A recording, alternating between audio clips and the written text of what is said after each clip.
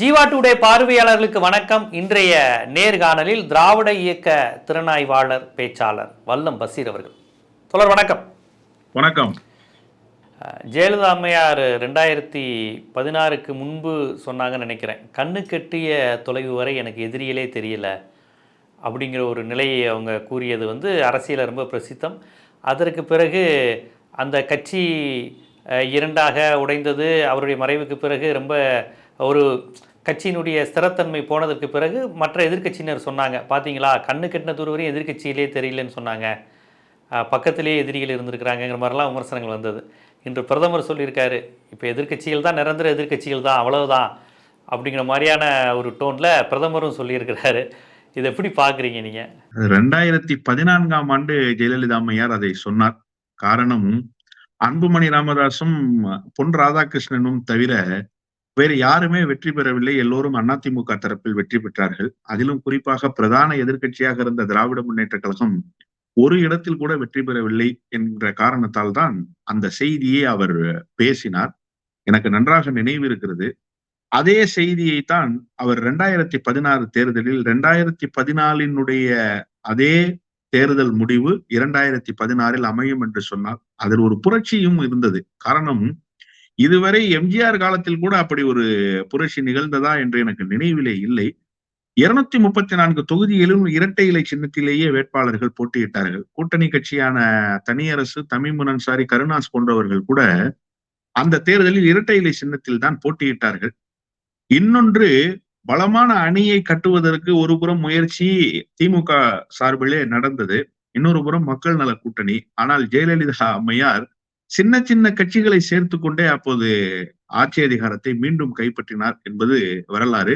அதற்கு பின்னால் ஜெயலலிதா என்கின்ற அந்த தலைவர் மட்டுமல்ல, அதிமுக என்ற பேர் இயக்கம் உடன் நின்றது. இப்போது இவர் பேசுகிற போது நமக்கு ஒரு திருக்குறள் தான் நினைவுக்கு வருகிறது. நுனிக்கொம்பர் ஏறினார் அகுதிரன் தூக்கின் உயிர்கருதி ஆகிவிடும் என்று வள்ளுவர் சொன்னார். அப்படித்தான் இப்போது நுனிக்கொம்பை ஏறி கொண்டிருக்கிறார் மோடி என்றுதான் நான் கருதுகிறேன். காரணம், கர்நாடகா தென் மாநிலத்தில் அந்த ஒரே ஒரு மாநிலம் மட்டும்தான் அவர்களுக்கு ஒரு நம்பிக்கை ஒலிக்கீற்றாக இருந்தது. ஆந்திராவிலே இல்லை, தெலுங்கானாவிலே இல்லை, கேரளா, தமிழ்நாடு சொல்லவே தேவையில்லை. இப்போது சித்தராமையா ஓட ஓட விட்டு டெல்லியில் அவரை விரட்டி கொண்டிருக்கிறார் என்றுதான் சொல்ல வேண்டும். நிதி பகிர்மானத்திலே எந்த அளவுக்கு ஒரு மாற்றாந்தாய் மனப்பான்மையோடு ஒன்றிய அரசு நடந்து கொள்கிறது என்பதை, கன்னடர்களை எப்படி உசுப்பேற்றினால் அவர்கள் உணர்ச்சி வயப்படுவார்கள் என்கின்ற அந்த சூத்திரத்தை நன்கு அறிந்து கொண்டு, நிதி மேலாண்மையில் எப்படி தலையிடுகிறது என்பதை தாண்டி நீர் மேலாண்மைக்கு போதுமான நிதியை தரவில்லை. எப்போதுமே நம்ம மேகதாட்டு அணை விஷயத்தில் கூட நம்ம பார்த்திருக்கிறோம். அந்த நீர் பகிர்ந்தளிப்பது என்று சொன்னால் கன்னடர்களுக்கு அப்படி ஒரு வெறி தலைக்கு ஏறிவிடும். அந்த அளவுக்கு அவர்கள் உணர்வு மிக்கவர்களாக அந்த விஷயத்தில் இருப்பார்கள். வாழ்வாதாரத்தை பாதுகாக்கிற விஷயத்திலும் அவர்கள் இருப்பார்கள். இப்போது அந்த விஷயத்திலேயே பத்ரா மேலணை திட்டத்துக்கு ஏறக்குறைய 5495 கோடி ரூபாய் போன பட்ஜெட்ல ஒதுக்கீடு செய்யப்பட்டது. அதுல ₹1 கூட தரலன்னு சொல்லி இப்போ கன்னடர்களை உசுப்புகிற வேலையை அவர் செய்ததன் மூலமாக பாரதிய ஜனதா கட்சிக்கு சாவுமணி அடித்து விட்டார் என்றுதான் நான் கருதுகிறேன். இன்னும் குறிப்பாக இந்தியா கூட்டணியில் இருக்கக்கூடிய முதலமைச்சர்களை தொடர்ந்து வேட்டையாடுகிற ஒரு நடவடிக்கை. அதன் பிறகு நேற்றைக்கு ஆம் ஆத்மி கட்சியினுடைய முன்னணி தலைவர்களில் ஒருவராக இருக்கக்கூடிய அதிஷியினுடைய பத்திரிகையாளர் சந்திப்பு நாட்டையே உலுக்கி இருக்கிறது என்றுதான் சொல்ல வேண்டும். இன்றைக்கு ஏறக்குறைய பாரதிய ஜனதா கட்சியினுடைய அட்டூழியங்கள், அநியாயங்கள் ஊடகத்தின் மீது திணிக்கப்படவில்லை என்று சொன்னால் இன்றைக்கு அதுதான் பேசு பொருள் ஆகியிருக்கும். அவர்கள் ஆக்டோபஸ் கரம் கொண்டு ஊடகங்களை ஒடுக்கி இருக்கிற காரணத்தால் இன்றைக்கு அது பேசு பொருளாகவில்லை. பிரதானமான குற்றச்சாட்டு, ஈடி பதிவு செய்த ஆதாரங்கள் எல்லாம் அழிந்து விட்டதாக சொல்கிறார்கள், எந்த அடிப்படையில் கைது செய்தார்கள் என்கின்ற கேள்வியை வைத்தார். இன்னொன்று, 12 இடங்களில் ரைடு நடத்தினார்கள், ஒரு ஆவணங்கள் கூட கைப்பற்றவில்லை, கைப்பற்றப்பட்ட ஆவணங்களை நீதிமன்றத்தில் ஒப்படைப்பதற்கு அமலாக்கத்துறை தயாராக இருக்கிறதா என்கின்ற அந்த கேள்வியையும் வைத்தது மட்டுமல்ல, என்போர்ஸ்மெண்ட் டைரக்டரேட் இந்த வழக்கை எந்த அடிப்படையில் விசாரித்தது, 3 அடிப்படை ஆதாரங்கள், ப்ரொசீடிங்ஸ் ஆஃப் கிரைம்னு சொல்லப்படுகிற 3 அடிப்படை ஆதாரங்கள் அதில் இல்லை என்கின்ற பகீர் குற்றச்சாட்டை எழுப்பி இருக்கிறார். 24 மணி நேரமானது, ஒன்றிய அரசோ அமலாக்கத்துறையோ பதில் சொல்லவில்லை. ஆனால் நாட்டு மக்கள் இது எல்லாவற்றையும் பார்த்து கொண்டிருக்கிறார்கள். இந்த நிலையிலும் எதிர்க்கட்சிகள் மீண்டும் எதிர்க்கட்சிகளாகவே இருப்பார் என்று மோடி சொல்கிறார் என்று சொன்னால் மோடி அரசியல் தெரியாமல் பேசிக் கொண்டிருக்கிறார் என்றுதான் நான் கருதுகிறேன். காரணம், இந்தியா கூட்டணியில ஒரு சலசலப்பு இருந்தது என்பது உண்மைதான். மம்தா பானர்ஜி நேரடியாகவே வெளிப்படையான வருத்தத்தை பதிவு செய்தார். நிதிஷ்குமார் வெளியேறியது கூட பாதிப்பு இல்ல. ஆனா மம்தா பானர்ஜி பதிவு பண்ண செய்தி ஒரு மிகப்பெரிய பாதிப்பு தான். ஆனா இப்போது என்ன நிலைமை? நாம் பிரிந்து விட்டால் இவர்களுடைய வேட்டை தொடர்ந்து நடைபெறும். இவர்கள் நம்மை எல்லாம் காவு கொடுப்பதற்கு தயாராகி விடுவார்கள் என்ற அந்த அச்ச உணர்வு ஒருபுறம். இன்னொன்று, எந்த வகையிலெல்லாம் முதலமைச்சர்களை இவர்கள் அச்சுறுத்த முடியும்? அதிகார மையமாக இருக்கிற முதலமைச்சர்களுக்கே இதுதான் நிலைமை என்று சொன்னால், வேறு முதலமைச்சர் அல்லாத கட்சிகள், நம்முடைய மகாராஷ்டிரா மாநிலத்திலே இன்றைக்கு இருக்கக்கூடிய சரத்பவாரில் துவங்கி எல்லோரும் என்ன நிலைமைக்கு ஆளாவார்கள் என்கின்ற அந்த புரிதலோடு இந்த கூட்டணி பலமாக கூடுவதற்கு மோடியே வழிவகுத்து தந்திருக்கிறார் என்றுதான் சொல்ல வேண்டும். இவற்றுக்கு பின்னாலும் அவர்கள் வெற்றி பெறுவார்கள் என்று நான் கருதவில்லை. மோடி ஏதோ ஒரு மனக்கணக்கில் தொடர்ந்து பேசிக்கொண்டே இருக்கிறார். நாளுக்கு நாள் காட்சிகள் மாறிக்கொண்டே இருக்கிறது. மோடிக்கு எதிரான சூழல் தான் உருவாகி இருப்பதாக நான் புரிந்து கொள்கிறேன் அதிலிருந்து. இப்போ பாஜக கூட்டணியை பொறுத்தவரையும் அமித்ஷா அவர்கள் என்ன சொல்லியிருக்காங்கன்னு உங்களுக்கே தெரியும். கூட்டணி கதவுகள் திறந்திருக்கிறது அப்படிங்கிறாரு. கூட்டணி கதவுகள்னு இபிஎஸ்சியும் சேர்த்து ஒரு அழைப்பு விடுக்கிறாருன்னு எடுத்துக்கலாமா? இல்ல, அதிமுக எந்த நேரத்தில் வேண்டுமானாலும் போய் பாரதிய ஜனதா கட்சியினுடைய கூட்டணியில் சேர்ந்து விடும் என்றுதான் நான் கருதுகிறேன். ஒரு நம்பகத்தன்மையற்ற சூழல் தான். இதுவரை அவர் சொல்கிற போதெல்லாம் ஏதோ ஒரு அச்ச உணர்வோடு தான் எடப்பாடி பழனிசாமியும் அதிமுக தரப்பும் கூட்டணி இல்லை கூட்டணி இல்லை என்று சொல்லிக் கொண்டே இருக்கிறார்களே தவிர, அவர்களிடத்திலே தீர்க்கமான ஒரு முடிவு இருக்கிறதா என்று கேட்டால் இல்லை. அதனால்தான் சில கட்சிகள் கூட இப்போது அதிமுக கூட்டணியில் போய் சேருவதற்கு சிறுபான்மை சமூகத்தை சேர்ந்த கட்சிகள் எல்லாம் அச்சப்படுவதற்கு அது ஒரு காரணம். கடைசி நேரத்தில் காட்சிகள் மாறிவிட்டால் அம்பலப்பட்டு போய் நிற்க முடியாது என்கின்ற அச்ச உணர்வால் தான் இதுவரை அந்த கட்சிகள் எல்லாம் அவர்களை நோக்கி நகராமல் இருக்கிறார்கள் என்றுதான் நான் பார்க்கிறேன். இன்னொன்று, எஸ்டிபிஐ இபிஎஸ் நம்புறாங்களே. எஸ்டிபிஐ முஸ்லிம் சிறைவாசிகள் விடுதலை உட்பட எடப்பாடி கொடுத்த குரல் தான் காரணம்னு அறிக்கை விடுறாங்களே. எஸ்டிபிஐ வேறு வழி இல்லாமல் தந்திருக்கிறார்கள். அவர்கள் கூட திமுக அகாமடேட் பண்ணிக்க முடியாத சூழல்ல இருக்காங்க சார். பலமான கூட்டணி, எல்லோருக்கும் சீட்டை பகிர்ந்து தர வேண்டும். ஒருவேளை அவர்களுக்கும் ஒரு ஒதுக்கீடு வாய்ப்பு இருக்கிறது என்று சொல்லி இருந்தால் அவர்கள் அந்த பக்கம் போயிருக்க மாட்டார்கள். அதுதான் நிதர்சனமான உண்மை. எஸ்டிபிஐ தோழர்கள் திமுக கூட்டணியில் இருக்க வேண்டும் என்றுதான் நினைத்திருப்பார்கள். ஆனா இங்க அவங்களை அகாமடேட் பண்ண முடியாத சூழல் இருக்கிறதுனாலதான் எதிர் முகாமிலாவது போய் தேர்தலை களம் கண்டு விடலாமா என்கின்ற அந்த நினைப்போடு அவர்கள் போயிருக்கிறார்கள் என்றுதான் பார்க்கிறேன். அவங்களும் ஒரு ஆசிட் டெஸ்டுக்கு தான் தயாராகிக்கிறாங்க. அமில பரீட்சை தான். நாளைக்கு எடப்பாடி பழனிசாமி எப்படி வேண்டுமானாலும் மாறலாம், அம்பலப்பட்டு போவார்கள். ஏற்கனவே எஸ்டிபிஐ தோழர்கள் கமலோட சேர்ந்து ஒரு கூட்டணிக்கு போய் பேச்சுவார்த்தை எல்லாம் நடத்தி முடிஞ்சு ஒப்பந்தங்கள்லாம் கையெழுத்தாயிடுச்சு. திடீர்னு டிடிவி தினகரன்ட்ட சேர்ந்தாங்க. கமலுடைய நடவடிக்கையின் மீது அவர்களுக்கு நம்பிக்கை இல்லாத காரணத்தால். அதனால கடைசி நேரத்துல அதே போன்றது ஒரு சூழல் சேருவதற்கும் வாய்ப்புகள் இருக்கிறது. பாரதிய ஜனதா கட்சியை பொறுத்தவரையில எந்த கூட்டணியும் முடிவு செய்யப்படல. இன்னும் சொல்ல வேண்டும் என்று சொன்னா, எடப்பாடி பழனிசாமியை சந்திச்சுட்டு போய் நேற்று நிர்மலா சீதாராமனை சந்திச்சாரு ஜி.கே. வாசன். ஜி.கே. வாசன் கூட இன்னும் உறுதிப்பட எந்த கருத்தையும் தெரிவிக்கல. பொதுக்குழுவை கூட்டித்தான் முடிவெடுப்போம்னு சொல்லிட்டாரு. ஆக ஜி.கே. வாசன் கூட மாயவரம்க்கு ஒதுக்கப்படும் அப்படின்னு சொல்றாங்க. மாயவரம் மயிலாடுதுறை அவர் கேட்பாருன்னு சொல்றாங்க. இல்ல, அவருடைய தொகுதி மூப்பனாரனுடைய சொந்த ஊர் பாபநாசம். அதை உள்ளடக்கி இருக்கக்கூடிய தொகுதி மாயவரம். அதனால் அதை கேட்பதற்கு வாய்ப்புகள் இருக்கிறது என்று ஆருடம் கணிக்கிறார்கள். அவரும் இன்னும் முழுமையான முடிவை அறிவிக்கல. காரணம், போன தேர்தல்ல பாரதிய ஜனதா கட்சி கூட்டணியை விட்டு வெளியில் போனாலும், போன தேர்தல்னா நான் சொல்றது ஈரோடு இடைத்தேர்தலை குறித்து சொல்றேன். அந்த தேர்தல்ல பாரதிய ஜனதா கட்சிக்கு ஒரு பெரிய பிணக்கு. பாரதிய ஜனதா கட்சி வெளியில் போய்விடும் என்றுதான் எல்லோரும் கருதினார்கள். கடைசி நேரத்துல உள்ளார இருந்தாங்க. அப்ப கூட ஜி.கே. வாசன் பாரதிய ஜனதா கட்சிக்கு ஆதரவுடைய கருத்தோடு பேசவில்லை. அந்த தேர்தலை எதிர்கொள்ளவில்லை. அதிமுகவினுடைய ஆதரவு கருத்தில் தான் அவர் பேசினார். இடையில் கூட ஒரு கருத்து என்ன சொன்னார்னா, நாங்க அதிமுக கூட்டணியில் இருக்கிறோம் என்றுதான் சொன்னார். தேசிய ஜனநாயக கூட்டணியில் இருக்கிறோம் என்று அவர் எந்த இடத்திலும் பதிவு செய்யவில்லை. இப்போது வேண்டுமானால் அவருடைய கருத்தில் மாற்றம் இருக்கலாம். இன்னொன்று, ஏற்கனவே இருக்கிற கட்சிகள் இப்போது ஏதாவது பேசி இருக்கிறார்களா, பேச துவங்கி இருக்கிறார்களா? டிடிவி தினகரன் போன்றோர் நகர்ந்திருக்கிறார்கள் வேறு வழி இல்லாமல். புதிதாக யாராவது சேர்ந்திருக்கிறார்களா என்று கேட்டால் யாரும் சேரவில்லை. இந்த தேவநாதன், ஜான் பாண்டியன், கிருஷ்ணசாமின்னு ஒரு கூட்டம் சுத்திக்கிட்டு இருந்தது ஒரு கும்பல். அந்த கும்பலும் இப்போது எங்க இருக்கிறார்கள் என்றே தெரியவில்லை. அவர்களும் வாய் திறக்கவில்லை. நான் என்ன கேட்கிறேன், பேச்சுவார்த்தை இப்ப திமுக தரப்புல துவங்கி இருக்கு. இடது பொது உடைமை இயக்கம், வலது பொது உடைமை இயக்கம், மதிமுக, விடுதலை சிறுத்தை, காங்கிரஸ், முஸ்லீம் லீக் இவர்களை எல்லோரையும் அழைத்து பேசிவிட்டார்களா இல்லையா? நாம் செய்திகளை பார்த்தோமா இல்லையா? பாரதிய ஜனதா கட்சியில் ஏற்கனவே ஒரு கூட்டணி இருக்கிறது அல்லவா? யாரையாவது அழைத்து பேசி இருக்கிறார்களா? இதுவரை பேச்சுவார்த்தை நடைபெறவில்லை என்று சொன்னால் அவர்கள் கதவை திறந்து வைத்து நீண்ட நாட்களாக காத்திருக்கிறார்கள். கொல்லுவார் இல்லை என்று சொல்வார்கள். கடை விரித்தால் கொல்லுவார் இல்லை என்று சொல்வார்கள். அதுபோல கடையை விரித்து விட்டு கொல்லுவார் இல்லாமல் காத்திருக்கிறது பாரதிய ஜனதா கட்சி என்றுதான் நான் பார்க்கிறேன். அப்படி பார்க்குறீங்க. இவங்க பிரேமலதா என்ன முடிவு எடுப்பாங்க? இன்றைக்கு மாவட்ட செயலாளர்கள் பெரும்பாலானோர் கூடி ஒரு ஒருமித்த கருத்தோடு பிரேமலதாவுக்கு அதிகாரத்தை வழங்கி இருக்கிறார்கள். ஊடகங்களில் நான் இன்றைக்கு பார்த்தேன், அதிமுக கூட்டணிக்கு போவதற்கு 35 மாவட்ட செயலாளர்கள் விரும்புகிறார்கள் என்கின்ற செய்தி வெளியாகி இருக்கிறது. அதுதான் அவர்களுக்கு பாதுகாப்பானதாக இருக்கும். ஆனால் பிரேமலதா விஜயகாந்தை பொறுத்தவரை அவர் தன்னுடைய நிலை உணர்ந்து பேசுவதாக எனக்கு தெரியவில்லை. பாரதிய ஜனதா கட்சியினுடைய தேசிய ஜனநாயக கூட்டணியில் 2014 அங்கம் வகித்தார் விஜயகாந்த். அப்போது அவர் தமிழ்நாட்டினுடைய எதிர்க்கட்சி தலைவர். அப்போது ஒதுக்கப்பட்ட இடங்களை விட கூடுதலான இடங்கள் இப்போது வேண்டும் என்று கேட்கிறார். 14 மக்களவை தொகுதியும் ஒரு மாநிலங்களவை இடமும் வேண்டும். அப்படி இருந்தால் ஒதுக்குகிற கட்சியோடு அதிமுகவோ அல்லது பாரதிய ஜனதாவோ 2 கட்சியில் ஒரு கட்சியில் நாங்கள் போய் சேருவோம் என்று அவர் சொல்லி இருக்கிறார். ஏதாவது ஒரு நிலைப்பாட்டோடு இருக்க வேண்டும். அவருக்கு நிலைப்பாடே இல்லை. இன்னொன்று, விஜயகாந்த் எதிர்க்கட்சி தலைவராக இருந்த போது கூட இவ்வளவு பெரிய தொகுதிகளை எல்லாம் கேட்டதில்லை. இப்போது இவர் கேட்கிறார். விஜயகாந்தும் இப்போது இல்லை. எதன் அடிப்படையில் கேட்கிறார் என்று தெரியவில்லை. ஆனால் அவர் கேட்கிற எண்ணிக்கையில் எல்லாம் எந்த கட்சியும் தராது. போன நாடாளுமன்ற தேர்தலில் விஜயகாந்தை அழைத்து கொண்டு போய் வைத்து தேர்தல் உடன்படிக்கையில் கையெழுத்திட வைத்தார்கள். அவர் கையெழுத்திட முடியாமல் அதில் கையெழுத்திட்டார். அப்போதே 4 தொகுதிகள் தான். 4லும் படுதோல்வியை தழுவினார்கள். திருச்சியெல்லாம் எதற்காக வாங்கினார்கள் என்றே தெரியவில்லை. திருநாவுக்கரசரை பொறுத்தவரையில அந்த தேர்தல்ல எம்ஜிஆர் மாதிரி, அவருடைய தலைவர் எம்ஜிஆர் மாதிரி படுத்துக்கிட்டே ஜெயிச்சார்னு தான் சொல்லணும். இளங்கோவன் ஒரு டாக்டரை கொண்டு வந்து போட்டாங்க தேமுதிகவுல. அதிமுக காரர்களே வேலை செய்யல. பாரதிய ஜனதா கட்சிக்காரங்க வேலைக்கு யாருமே வரல.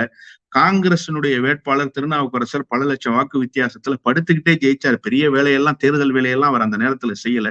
அதுதான் இப்போது தேமுதிகவினுடைய நிலைமை. விஜயகாந்த் இருந்த போதே. இப்ப விஜயகாந்த் வேற இல்ல. அந்த அனுதாப அலையெல்லாம் இப்போது ஓட்டாக மாறும் என்று பிரேமலதா தப்பு கணக்கு போடுகிறார். பிரேமலதா மீது விஜயகாந்தினுடைய உடல் அடக்கம் செய்யப்பட்ட அந்த நிமிடத்திலேயே பிரேமலதாவினுடைய பார்வை, பிரேமலதாவினுடைய புரிதல், பிரேமலதா எந்த அளவுக்கு ஒரு குரூர மனப்பான்மை இந்த நல்ல நாளில் என்று உரையை துவங்கினார். அது மட்டுமல்ல, உடலை அடக்கம் செய்துவிட்டு சூளுரை மேற்கொள்கிறேன் என்று சபதம் எல்லாம் போட்டார். ஏற்கனவே ஜெயலலிதா சமாதியில் ஓங்கி அடித்து சபதம் ஏற்று விட்டு போன சசிகலாவினுடைய நிலைமை என்ன என்பதை தமிழ்நாடு பார்த்து கொண்டிருக்கிறது. அதே போன்றது ஒரு சபதத்தைத்தான் பிரேமலதாவும் எடுத்தார். நிச்சயமாக படுகொலியில் கொண்டு போய் தேமுதிகவை தள்ளி விடுவார் என்றுதான் நான் பார்க்கிறேன். கடைசியில் போன தேர்தலை போல 2 கட்சிகளும் கூட்டணிக்கு சேர்க்காமல் கடைசி வரை இவர்களை அப்படியே தனித்து விட்டால் இந்த தேர்தலோடு தேமுதிக முடிந்துவிடும். அதற்கான சாத்திய கூறுகள் தான் எனக்கு தெரிகிறது. அமித்ஷா, எடப்பாடி 2 பேர்கிட்டயுமே அவர் சீட்டு டிமாண்ட் அதிகம் தான் கேட்கிறாரு பிரேமலதா, அப்படிதானே? ஆமா, நான் நேரடியா வெளிப்படையாகவே இன்றைக்கு அறிவித்திருக்கிறார்களே. 14 மக்களவை தொகுதியும் ஒரு மாநிலங்களவை தொகுதியும் எந்த கூட்டணி ஒதுக்குகிறதோ அந்த கூட்டணியில் நாங்கள் இடம்பெறுவோம் என்று சொல்லி இருக்கிறார்கள். 40 தொகுதிகள் தான் பாண்டிச்சேரியையும் சேர்த்து. அதுவாவது பிரேமலதாவுக்கு தெரியுமா என்று தெரியவில்லை. 14ஐ ஒதுக்கிவிட்டால் மீதி இருக்கிற இடங்கள் எத்தனை? அப்போ மற்ற கட்சிகளுக்கு பகிர்ந்தளிக்க வேண்டாமா என்பதையாவது அவர்கள் உணர வேண்டும். இன்னொன்று, கட்சியினுடைய நிலைமை நாளுக்கு நாள் கழுதை தேய்ந்து கட்டெரும்பான கதை என்று சொல்வார்கள். அதுபோல கட்டெரும்பான கதையாக இப்போது அந்த கட்சி இருக்கிறது. அந்த கட்சியினுடைய தொண்டர்கள் எங்கே இருக்கிறார்கள்? நிர்வாகிகள் எங்கே இருக்கிறார்கள்? பல மாவட்டத்தில் மாவட்ட செயலாளர்களே இல்லாத நிலைமை இப்போது அந்த கட்சிக்கு வந்து விட்டது. இதையெல்லாம் உணராமல் ஏதோ விஜயகாந்த் மீது இருக்கக்கூடிய ஒரு அனுதாப அலை, அவர் இல்லையே என்று கண்ணீர் சிந்திய மக்கள் எல்லோரும் வாக்களிக்கக்கூடிய, எனக்கு கூட வருத்தம் இருந்தது. அதற்காக தேமுதிகவுக்கு நான் வாக்களிக்க முடியுமா? இல்லை. அந்த வருத்தம் என்பது வேறு. விஜயகாந்துடைய ஆளுமையை பார்த்து, அவருடைய ஈகை குணத்தை பார்த்து கண்ணீர் சிந்தியவர்கள் என்பது வேறு. வாக்களிக்கக்கூடிய வாக்காளர்களுடைய மனநிலை. இதே விஜயகாந்த் உயிரோடு இருக்கிற போதே இத்தனை ஆயிரம் பேர் வாக்களிக்கவில்லையே விஜயகாந்துக்கு. இன்றைக்கு கண்ணீர் சிந்தியவர்கள் எல்லாம் விஜயகாந்தை அன்றைக்கு நிந்தித்தவர்கள் தானே. அந்த உண்மையாவது பிரேமலதா உணர்ந்து கொள்ள வேண்டாமா? அவர் உணர்ந்து கொள்ள போவதும் இல்லை. அவரே கடைசி 3 தேர்தல்ல வாக்கு விழுக்காடு கூட, ஒரு நாகரிகமான வாக்கு விழுக்காடு கூட பெறலையே. ரொம்ப குறைவான வாக்கு விழுக்காடு தானே பெற்றார். அவரை முதலமைச்சராக அறிவித்த கூட்டணி தான் சார் படுதோல்வியை தழுவியது 2016ல. இப்போதும் அரசியல் நோக்கர்களுடைய கருத்து என்னவென்று கேட்டால், விஜயகாந்த் அன்றைக்கு முதலமைச்சர் வேட்பாளராக அறிவிக்கப்படவில்லை என்று சொன்னால் மக்கள் நல கூட்டணி இன்னும் கணிசமான ஓட்டுகளை பெற்றிருக்கும் என்றுதான் இப்போதும் அரசியல் நோக்கர்கள் சொல்கிறார்கள். ஒரே குறை, விஜயகாந்தை போய் இவர்கள் முதலமைச்சர் வேட்பாளராக அறிவித்தார்கள். பொது உடைமை இயக்கத்துக்கு நெடிய வரலாறு உண்டு. மக்களோடு போராடிய தலைவராக மதிமுகவினுடைய பொதுச் செயலாளர் வைகோ இருந்தார். ஆனால் திருமாவளவன் போன்ற அறிவு சிந்தனை கொண்டிருக்கிற தலைவர்கள் இந்தியாவிலேயே இல்லை. இப்படிப்பட்ட தலைவர்கள் எல்லாம் ஒன்று சேர்ந்து இவரை போய் முதலமைச்சர் வேட்பாளராக அறிவித்து விட்டார்களே என்கின்ற மனக்குறையால் தான் அந்த கூட்டணிக்கு வாக்களிக்க இருந்தவர்கள் கூட வாக்களிக்காமல் போனார்கள் என்பதுதான் நிதர்சனமான உண்மை. கலைஞர் வேண்டாம், ஜெயலலிதா வேண்டாம், அவரை விட சிறந்தவர் ஒருவரை தேர்ந்தெடுக்க போகிறோம், அவர்களுக்கு மாற்று ஒருவரை தேர்ந்தெடுக்க போகிறோம் அப்படின்னு சொல்லிட்டு தான் அந்த கூட்டணி அமைச்சாங்க. ஆமா, அது அது அது அது மட்டுமல்ல, அவர்களுடைய கொள்கைகளையே நாங்க ஊழலுக்கு எதிரான நடவடிக்கை என்றெல்லாம் பேசினார்கள் ஒன்று. இன்னொன்று, மாற்று அணி கட்ட முடியும் என்ற நம்பிக்கையை விதைத்ததும் அந்த கூட்டணி தான். மாற்று அணி தமிழ்நாட்டில் கட்டப்பட்டால் அதனுடைய நிலைமை எப்படி பரிதாபத்துக்குரியதாக மாறும் என்பதை உணர்த்தியதும் அந்த கூட்டணி தான். ரெண்டும் வைஸ் வெர்சா, இரண்டு எல்லைகளையும் உருவாக்கியது அந்த கூட்டணி தான். ஒருவேளை விஜயகாந்த் அந்த கூட்டணியில் சேராமல் போயிருந்தால் ஒரு முனை மட்டும் தான் நாட்டு மக்களுக்கு தெரிந்திருக்கும். மூன்றாவது அணி உருவாக்கினால் எவ்வளவு வாக்குகளை பெற முடியும் என்று. ஏன்னா 2014 நம்பிக்கை தமிழ்நாட்டில் வேறு மாதிரியாக இருந்தது. பெரிய கட்சிகளுடைய கூட்டணி இல்லை, பொன் ராதாகிருஷ்ணன் வெற்றி பெற்று விட்டார். பெரிய கட்சிகளினுடைய கூட்டணி இல்லை, அன்புமணி ராமதாஸ் வெற்றி பெற்று விட்டார். விருதுநகரிலே வைகோ 2வது இடத்துக்கு வந்து விட்டார். பல இடங்களில் 2 லட்சம் வாக்குகளை அந்த கூட்டணி பெற்றுவிட்டது. எனவே ஒரு நம்பிக்கை மக்களுக்கு, மாற்று அணி உருவானால் நிச்சயமாக திமுக, அதிமுக அல்லாத அரசு அல்லது 2 கட்சிகள் அல்லாத ஒரு பெரிய கட்சிக்கு வளர்ச்சி இருக்கிறது என்று நம்பினார்கள். அதன் அடிப்படையில் தான் இந்த கூட்டு இயக்கமும் கட்டப்பட்டது. முதலில் கூட்டணி அல்ல, மக்கள் நல கூட்டு இயக்கம் தான். அதன் பிறகுதான் மக்கள் நல கூட்டணி உருவானது. பாமக அதிலிருந்து நிறைவுக்கு நேரத்தில் இறுதி கட்டமாக விலகி ஓடி திமுகவோடு போய் சேர்ந்து கொண்டது, தப்பித்துக் கொண்டது என்றுதான் சொல்ல வேண்டும். ஜவாஹிருல்லா அந்த விஷயத்தில் ஒரு எதிர்ப்பு மனநிலையை பதிவு செய்ய வேண்டும் என்பதற்காக போய் திமுக கூட்டணியில் சேர்ந்தார். இல்லை என்று சொன்னால் அவர் அதிமுகவுக்கு தான் போயிருந்திருப்பார் அந்த நேரத்தில். ஆனால் அந்த தேர்தலில் படுதோல்வியை தழுவியது அந்த கட்சி என்பது வேறு. அதே போன்று அந்த முதலமைச்சர் வேட்பாளர் என்கின்ற அறிவிப்பு வருகிற வரை ஊடகங்களினுடைய பரிகாசத்துக்கு ஆளாகப்படவில்லை அந்த கூட்டணி. எல்லோரும் நினைத்தார்கள் அந்த கூட்டணி ஒரு மிகப்பெரிய வாக்கு வங்கியை பெற்றுவிடும் என்றுதான் நினைத்தார்கள். ஊடகங்களும் சேர்ந்து கொண்டு அந்த நேரத்தில் அந்த கூட்டணியை நிந்தித்தது என்பதும் முக்கியமான பேசப்பட வேண்டிய ஒரு செய்தி. எனவே விஜயகாந்த் குறித்து இப்போது மக்களுக்கு சிந்தனையும் இல்லை. மக்கள் இப்போது அடுத்த கட்டமான மரணங்கள் குறித்தெல்லாம் பேசி கவலைப்பட்டு, பவதாரணி இறந்து விட்டார் அது குறித்து கவலைப்பட்டு கண்ணீர் சிந்தி அதற்கு அடுத்த கட்டத்துக்கு இப்போது வந்து விட்டார்கள். எனவே அதே கண்ணீரோடு வாக்குச்சாவடிக்கு சென்று தேமுதிகவினுடைய சின்னத்தை பார்த்து ஓட்டு போடுவார்கள் என்று பிரேமலதா நினைத்தால் அவரை விட அரசியல் முட்டாள் வேறு ஒருவர் இந்த உலகில் இல்லை என்றுதான் சொல்ல வேண்டும். இந்த சூழ்நிலையில இன்னொரு செய்தி இன்னைக்கு கேள்விப்பட்டிருப்பீங்க. அண்ணாமலை அவர்கள் திமுக அதிமுகவில் இருந்து, பெரும்பாலும் அதிமுகவில் இருந்து முன்னாள் அமைச்சர், முன்னாள் எம்எல்ஏ, முன்னாள் எம்பிகளை தூக்கியிருக்காரு. அதை பாஜக ஐடி விங் எப்படி பரப்புறாங்கன்னா, தட்டி தூக்கிய அண்ணாமலை தட்டி தூக்கிய 15 முன்னாள் எம்எல்ஏக்கள் அமைச்சர்களுங்கிறாங்க.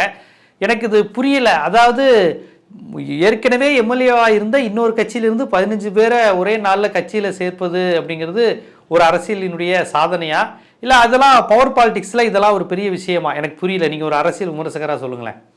இல்ல, பவர் பாலிடிக்ஸ்ல நிச்சயமாக அது ஒரு பெரிய தாக்கம் தான். ஆனால் இது பாஜகவுக்கு என்ன மாதிரியான தாக்கத்தை ஏற்படுத்தும்னு நம்ம பார்க்கணும். உதாரணத்துக்கு முன்னாள் எம்எல்ஏ தான் பழனியப்பன், தருமபுரி பழனியப்பன். அவரை திமுகவில் கொண்டு வந்து சேர்த்தார்கள். இன்றைக்கு அவர் மாவட்ட செயலாளராக இருக்கிறார். அது ஒரு பவர் பாலிடிக்ஸ்.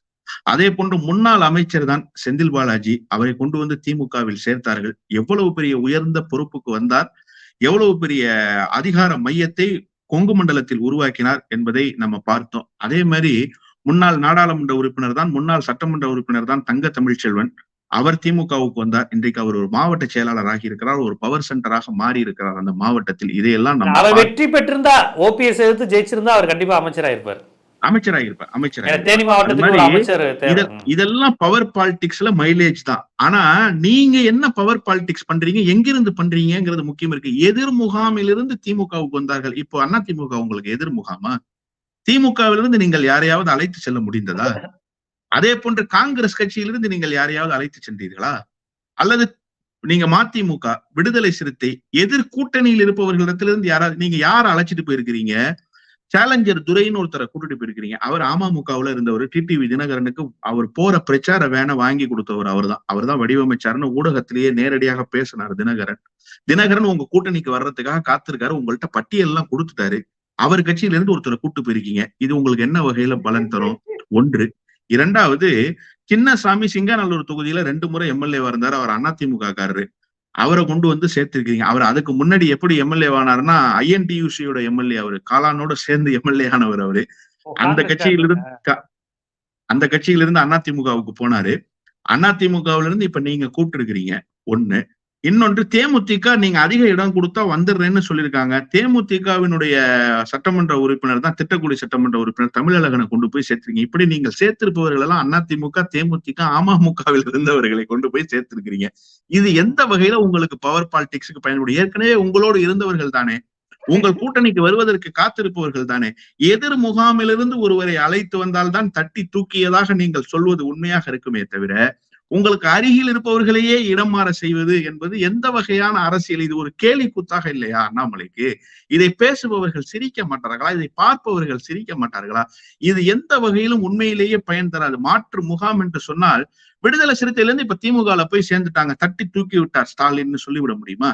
விடுதலை சிறுத்தை ஏற்கனவே கூட்டணியில இருக்கு. அந்த கூட்டணியினுடைய பலம், அந்த கட்சியினுடைய முழு பலம் திமுகவினுடைய கூட்டணிக்கு பயன்பட போகிறது, திமுகவுக்கு பயன்பட போகிறது. திமுகவினுடைய பலம் விடுதலை சிறுத்தைக்கு பயன்பட போகிறது. இது ஒரு மியூச்சுவல் அண்டர்ஸ்டாண்டிங் கூட்டணி. அந்த கட்சிகளுக்குள்ள இருந்தே ஆட்களை மாற்றிக்கொள்வது என்பது, இந்த ஒரே ஸ்கூல்ல செக்ஷன்ல ஆட்கள் ஜாஸ்தியா இருந்தா 40 பேர் போடுவாங்க டி செக்ஷன்ல, 6ஆம் வகுப்பு டி செக்ஷன். அதுல ஆட்கள் ஜாஸ்தியா இருந்தா எஃப் செக்ஷன்ல போய் போடு 2 பேரை ஏ செக்ஷன்ல போடுன்னு ஸ்கூல்ல மாத்தி விடுறது மாதிரி இங்க இருக்கிற ஓவர் லக்கேஜ் எல்லாம் மாத்தி பிஜேபிக்கு அனுப்பிச்சு விட்டுருக்காங்கன்னு தான் நான் பாக்குறேன். இவர்களால் எந்த பயனும் இல்லை. இன்னொன்று, சேலஞ்சர் துரை மட்டும்தான் அதில் ஏதோ ஒரு வகையில் ஒரு தாக்கத்தை ஏற்படுத்தக்கூடியவர். அவரிடத்துல நிறைய பொருளாதாரம் இருக்குன்னு நினைக்கிறேன். டிடிவி தினகரனோடு உடன் இருந்தார், டிடிவி தினகரனுக்கு மனசாட்சியாக இருந்தார் என்றெல்லாம் குங்குமண்டலத்தில் பேசினார்கள். அவரை தவிர மற்றவர்களுடைய பெயரே யாருக்கும் தெரியாது. எங்க மாவட்டத்துல ஏற்கனவே முன்னாள் அமைச்சராக இருந்த கோமதி போய் சேர்ந்திருக்கிறார். அவர் வலங்கை மண்டலம், அவர் ஊர்லயே அவரை தெரியாது. இப்படிப்பட்டவர்களை எல்லாம் அழைத்து கொண்டு போவதன் மூலமாக ஒரு நாள் செய்தியாக முடியுமே தவிர எந்த அரசியல் தாக்கத்தையும் அண்ணாமலையோ அல்லது இதன் மூலமாக பாரதிய ஜனதா கட்சியோ பெறவே முடியாது. அவங்க தலைவர் அமித்ஷா தமிழ்நாட்டில் நான் கதவை திறந்து வைத்திருக்கிறேங்கிறாரு. இவர் ஆல்ரெடி இருக்கிறவங்க எல்லாம் பகையை உண்டாக்கி நான் என் கட்சியில் சேர்க்கிறேன் அப்படின்னு சொல்லிட்டு தட்டி தூக்கிட்டோம் அப்படிங்கிறாரு. கூட்டணிக்கு ஆள் கூட்டி கட்சியை கூட்டிட்டு வாடா, கட்சியிலிருந்து மாவட்ட செயலாளர் முன்னாள் எம்எல்ஏக்களை கூட்டி வந்திருக்காரு. அப்போ அமித்ஷா தலையில கை வைப்பாரு, எப்பா நான் கூட்டணிக்கு ஆள் கூட்டி வாடா, அந்த கட்சியிலேருந்து ஒவ்வொருத்தனையா தனித்தனியாக கூட்டிட்டு வர அப்படிங்கிற மாதிரி சொல்லாத. அதை இந்த மீம்ஸ் போடுவாங்க. விஜயகாந்தை கூட்டணிக்கு கூப்பிட்டு வாங்கன்னா உமானந்தியை கூட்டிட்டு வந்துட்டாங்க, ரஜினிகாந்தை கூட்டிட்டு வாங்கன்னா கஸ்தூரி ராஜா கூட்டிட்டு வந்து இவர் ரஜினிகாந்த் மாமனார் தான் அப்படின்னு. இமானந்தி இவரும் கருப்பாக தான் இருக்காரு, இவரும் விஜயகாந்த் மாதிரி தான் அப்படின்னு. எப்படி நாங்கள் விஜயகாந்த் மாதிரியே கூட்டி வந்துட்டோமா அப்படிங்கிற மாதிரி பாமகவை கூட்டி வாங்க, தேமுதிகவை கூட்டிட்டு வாங்க, அதிமுக கூட்டிட்டு வாங்கன்னு அமித்ஷா சொல்றாரு. இவங்க கட்சியிலிருந்து ஒவ்வொரு நபரையா கூட்டிட்டு வந்திருக்காரு அப்படிங்கிறீங்க. அப்போ கண்டிப்பா அமித்ஷாவுக்கு இது தலைவலியாக தான் இருக்கும் இவருடைய இந்த செயல்பாடுகள். ஆனா நீங்க இப்படி பாக்குறீங்க, கட்சிக்காரங்க கொண்டாடுறாங்களே பாத்தீங்களா, எங்க அண்ணாமலைய தட்டி தூக்கியிருக்காரு 15 முன்னாள் எம்எல்ஏக்கள் அப்படிங்கிற மாதிரி அவங்க ரொம்ப மகிழ்ச்சி அடைகிறாங்க. கட்சிக்காரர்கள் கொண்டாடுகிறார்கள் என்பதில் கூட எனக்கு மாற்று கருத்து இருக்கிறது. பாரதிய ஜனதா கட்சியினர் ஒட்டுமொத்தமாக கொண்டாடுகிறார்களா என்று கேட்டால் இல்லை. அண்ணாமலை உருவாக்கி வைத்திருக்கக்கூடிய ஒரு சிறிய கும்பல் பாரதிய ஜனதா கட்சியில் இருந்து கொண்டாடுகிறார்கள். அண்ணாமலையினுடைய ஆதரவாளர்கள் என்றுதான் அவர்களை எடுத்துக்கொள்ள வேண்டும். இந்த நடவடிக்கையை ஹெச் ராஜா பாராட்டி இருக்கிறாரா? திருப்பதி நாராயணன் பாராட்டி இருக்கிறாரா? வானதி சீனிவாசன் பாராட்டி இருக்கிறாரா? நயினார் நாகேந்திரன் பாராட்டி இருக்கிறாரா? இவர்கள் எல்லாம் பாராட்டவில்லை. மாறாக அண்ணாமலையை ஒரு பெரிய லீடராக நினைத்து கொண்டு அண்ணாமலையை போர்ட்ரேட் பண்ணக்கூடிய ஒரு சிறிய கூட்டம் ஒன்று இருக்கிறது, ஒரு கும்பல் இருக்கிறது. அது தட்டி தூக்கி விட்டார், அடுத்த முதலமைச்சர் அவர்தான் என்றெல்லாம் வானலாவ புகழ்ந்து கொண்டிருக்கிறார்கள். ஆனால் உண்மையில் பாரதிய ஜனதா கட்சியில் இருக்கிற அரசியல் அறிந்தவர்களுக்கே இதனுடைய தாக்கம் என்ன என்பது தெரிந்துவிடும். ஒன்றும் இல்லை சார், நான் தான் ஏற்கனவே சொன்னதை போல புதிய தமிழகம் கட்சி உங்கள் கூட்டணியில் தான் இருந்தது. இப்போதும் உங்கள் கூட்டணியில் இருக்கிறார்களா என்பதை உறுதிப்படுத்துவதற்கு கூட அண்ணாமலையால் முயற்சியை மேற்கொள்ள முடியவில்லை. அண்ணாமலைக்கு அரசியல் அறிவு, அரசியல் ஞானம் அவ்வளவுதான், அவருக்கு தெரிந்த அரசியல் அவ்வளவுதான். ஜான் பாண்டியனை அழைத்து நேரடியாக சந்தித்து ஒரு பேச்சுவார்த்தையை நடத்தி நாங்கள் பாரதிய ஜனதா கட்சியினுடைய கூட்டணியில் தான் இருக்கிறோம் என்பதை உறுதி செய்யக்கூட முடியவில்லையே. உறுதி செய்ய முடியாத ஒரு தலைவராக அண்ணாமலை இருக்கிறாரே, இது எவ்வளவு பெரிய ஒரு பின்னடைவு பாரதிய ஜனதா கட்சிக்கு. நீங்கள் புதிய கட்சியை அழைத்து வர வேண்டாம், ஆட்களை அழைத்து வர வேண்டாம். ஏற்கனவே உங்களோடு கூட்டணியில் இருந்தவர்களை உறுதி செய்யலாமா இல்லையா? அதை உறுதி செய்யவே முடியவில்லையே உங்களால். திமுக கூட்டணியில் பேச்சுவார்த்தைக்கு பல கட்டமாக பல கட்சிகளினுடைய தலைவர்கள் பேச்சுவார்த்தை குழு அண்ணா அறிவாலயத்துக்கு வந்து விட்டு போயிடுவது. நீங்கள் கமலாலயத்துக்கு ஒருவரையாவது அழைத்து வந்து, ஒரு கட்சி லெட்டர் பேடு கட்சி தான் சார் அது, அந்த லெட்டர் பேடு கட்சியவே அழைச்சிட்டு வந்து உங்களால பேச முடியலையே. இதுதானே ஒரு இன்எஃபிஷியன்சின்னு சொல்ல முடியும். இதை தாண்டி அண்ணாமலை இடத்துல வேறு என்ன இருக்கிறது? எனவே அண்ணாமலை எந்த கட்டத்திலும் அரசியலை நகர்த்தக்கூடிய இடத்தில் இல்லை என்பது இது ஒரு மிக சிறந்த உதாரணம். அதிமுக கூட்டணியே அண்ணாமலை இல்லை என்று சொன்னால் கை நழுவி போயிருக்காது. அண்ணாமலையினுடைய வாய் சவடால், அண்ணாமலையினுடைய அரசியல் முதிர்ச்சியற்ற தன்மைதான் அதிமுகவை பாரதிய ஜனதா கட்சியிலிருந்து அப்புறப்படுத்தியது என்று அழுத்தமாக நான் சொல்ல முடியும். இன்றைய தேர்தல் அரசியல் சூழல் எப்படி ஒன்றிய அரசு செயல்படுது, தமிழ்நாடு அரசு எப்படி அதை கவனிக்குது, கூட்டணி குறித்து திமுக கூட்டணி எப்படி இருக்குது, அதிமுக கூட்டணி, பாஜக கூட்டணி, இதில் அண்ணாமலையின் செயல்பாடுகள், இதை எப்படி நாம் புரிந்து கொள்ள வேண்டும் என்பதை முழுக்க முழுக்க ஒரு அரசியல் அப்சர்வர், பொலிட்டிக்கல் அப்சர்வருங்கிற அடிப்படையில் நல்ல ஒரு ஆய்வுடன் நுட்பத்துடன் இந்த விஷயங்கள்லாம் மக்களுக்கு எடுத்து வச்சிங்க. மிக்க நன்றி. நன்றி.